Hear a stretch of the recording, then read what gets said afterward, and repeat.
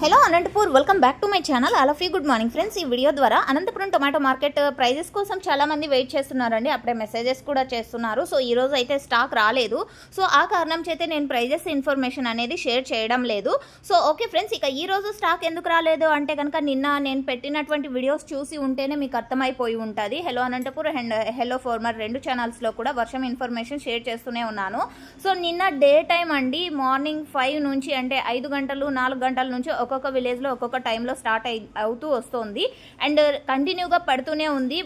అంటే 11, 12 ఆ టైం అయినప్పటికీ కూడా పడుతూనే ఉండింది. సో ఈ కారణం చేత స్టాక్ రాలేదు అండ్ కటింగ్ చేయడానికి కూడా ఇబ్బందే కదండి. సో ఇది ఒక రీజన్. అండ్ ఇంకొంతమంది ఫార్మర్స్ ఒక విలేజ్లో 10 బాక్సులు అయితే ఆ 10 బాక్సులని మార్కెట్కి తీసుకురాలేరు కదండి. బులోరాలు అన్నీ కూడా ఇబ్బంది అవుతుంది.